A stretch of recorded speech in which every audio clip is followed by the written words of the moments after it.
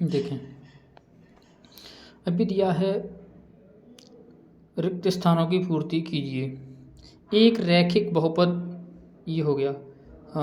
प्रश्न है चौथा, ये वाला।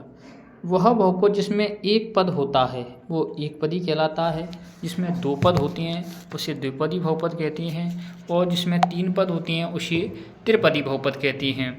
रैखिक बहुपद के अधिकतम एक शून्यक हो सकता है। रैखिक बहुपद का सिर्फ और सिर्फ एक शून्यक होता है। द्विघाती बहुपद के दो होती हैं, त्रिघाती के तीन होते हैं, ये अपन बता चुके हैं। चर के वे मान जिनको बहुपद में रखने पर बहुपद का मान शून्य हो जाता है।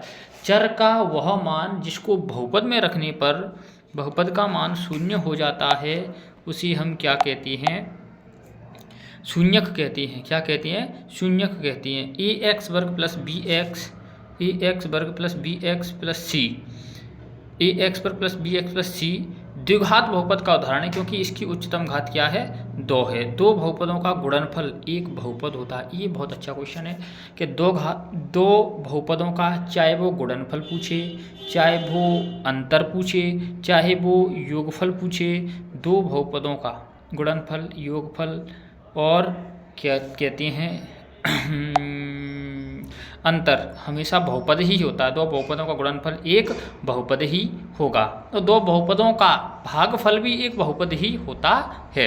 ये बहुत अच्छा क्वेश्चन है। द्विघाती बहुपद में चर की अधिकतम घात क्या होगी? तो दो घाती बहुपद में 2 होगी।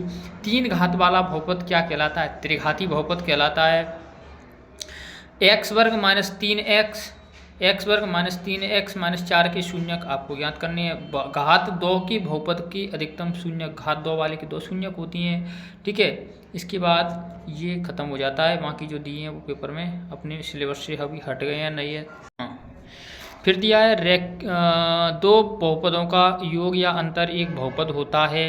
ये सत्य है। शून्य बहुपद की घात अपरिभाषित होती है। सही है। शून्य बहुपद की घात क्या होती है? अपरिभाषित होती है। और अचर बहुपद की घात शून्य होती है। अचर बहुपद की घात क्या होती है? शून्य। एन घात वाले बहुपद के कितने शून्य हो सकते हैं? तो एन घात वाले बहुपद के एन ही शून्य हो सकते हैं। त्रिपदी समीकरण किसे कहते हैं? वह बहुपद जिसमें 3 पद होती हैं उसे त्रिपदी समीकरण कहते हैं। ये हो गया है। शून्यकों का गुणनफल क्या होता है? तो शून्यकों का गुणनफल होता है c/a। रैखिक बहुपद के अधिकतम कितने शून्यक होती हैं? 1 होता है। द्विघात बहुपद के अधिकतम कितने शून्यक होते हैं? 2 होते हैं। बहुपद के शून्यक की परिभाषा लिखिए। जो संख्या किसी दिए गए पद में जोड़ने या घटाने से दिए गए बहुपद का मान शून्य कर दे उसे शून्यक कहते हैं। हमें शून्य रैखिक बहुपद की घात लिखिए। रैखिक बहुपद की घात 1 होती है। एक ऐसा इस प्रकार का आपको एक ग्राफ दिया होगा, जैसा कि इसमें दिया गया है। ये ग्राफ दिए गए हैं। तो ये ग्राफ x अक्ष को जितनी बार काटेगा, x अक्ष को जितने बिंदुओं पर प्रतिच्छेद करेगा उतने ही उस बहुपद के शून्यक होंगे।